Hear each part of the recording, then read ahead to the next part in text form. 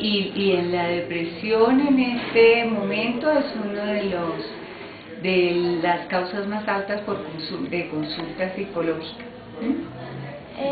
¿Qué tipo de depresión es más frecuente en jóvenes?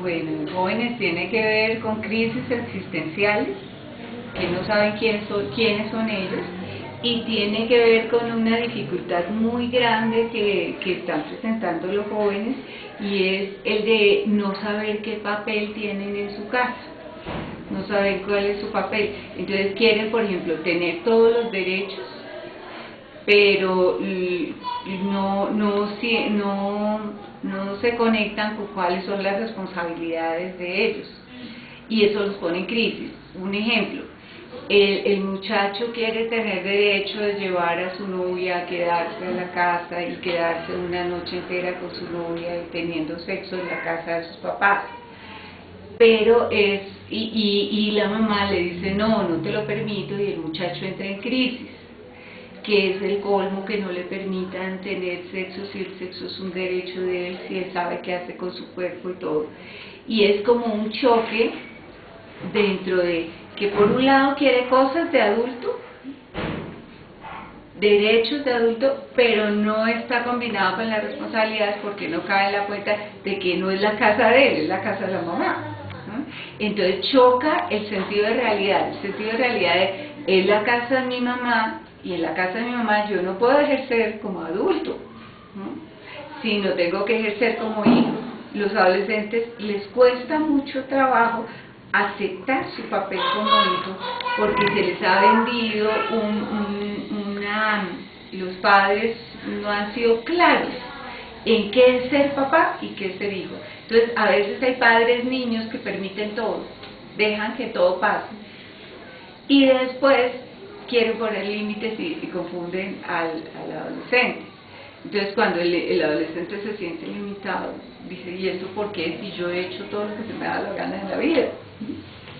Es como no poder, no saber quién soy, ¿no? Y eso los pone en crisis y los lleva en un momento a la depresión.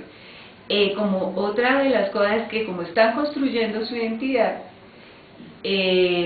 todo lo que hacen los papás no les gusta, y todo lo que son los papás no les gusta como una forma de construir esa identidad, pero no encuentran un diálogo con personas con las que puedan crecer, sino encuentran que no tienen con quién dialogar y se sienten muy solos en la vida, y muchos reaccionan excesivamente como en contra de su propia vida.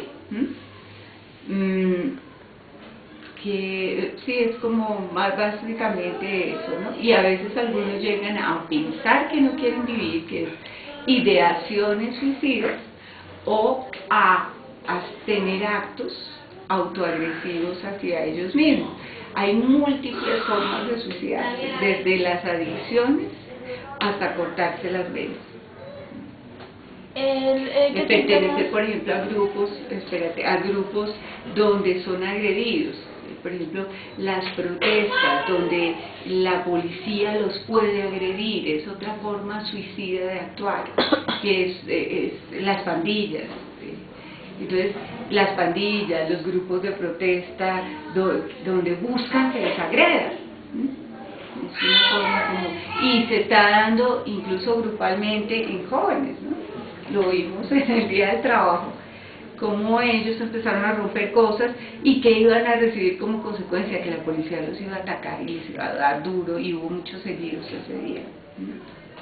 O sea, en referencia del caso de María, ¿se ha presentado también por la ausencia de la madre o por, digamos, agresión de los padres?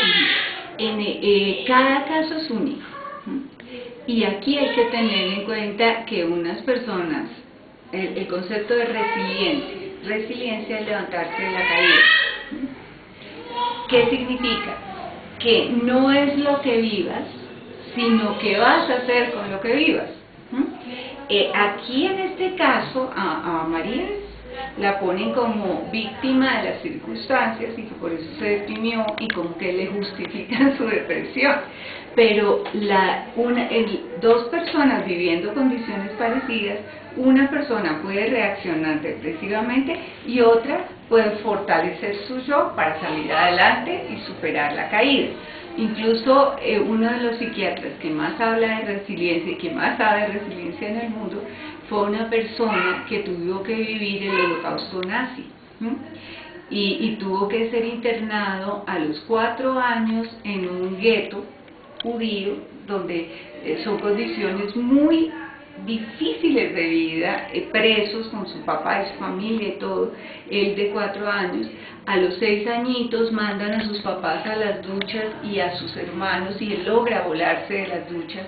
O sea, él sabe que mueren su papá y sus hermanos, y más traumático que eso yo creo que no hay nada. Y el volado tiene que vivir comiendo sobras en la calle mientras que termina la Segunda Guerra Mundial. Luego hasta los 16 años aprende a leer y escribir, y tiene una capacidad de resiliencia tal que es uno de los mejores psiquiatras del mundo, de los que ha escrito sobre cómo levantarse de la caída, cómo superar crisis, y lo escribe desde el corazón, desde un alma que sabe enfrentar los dolores más profundos. Entonces el caso de ella sería nada comparado a lo de este psiquiatra. Entonces, ¿pero qué tiene este psiquiatra? Una apertura a levantarse de la caída. ¿Qué tiene esta niña? Una apertura hacia quedarse caída y acabar con su vida. Entonces, cada persona, de acuerdo a su personalidad, tiene apertura para lo uno o para lo otro. ¿Qué hace la terapia? La terapia busca y escudriña dentro del alma de cada uno, dentro del ser de cada uno. ¿Para activar qué? Activar la resiliencia, la capacidad de levantarse de la caída, activar las cosas buenas, que todo ser humano tiene cosas muy valiosas y muy buenas, para que esa persona suicida se conecte con lo bueno que ella tenga, con sus fortalezas, con su yo, para que salga de la crisis. En el caso de una persona que ya está pensando en suicidio, en yo no quiero vivir y quiero cortarme las venas, o quiero dedicarme a evadir la realidad tomando trago, consumiendo drogas, buscando que me agredan, estando en peleas para que un día estos me maten, que es otra forma encubierta de suicidio. Ese tipo de personas pueden necesitar ya las dos cosas. Tanto una psicoterapia, que es fundamental, como su medicamento, porque a estas personas se les ha bajado unas sustancias que son importantísimas para que una persona esté contenta y conectada con la vida, que es la serotonina, la adrenalina, y entonces estas sustancias sí están en el medicamento.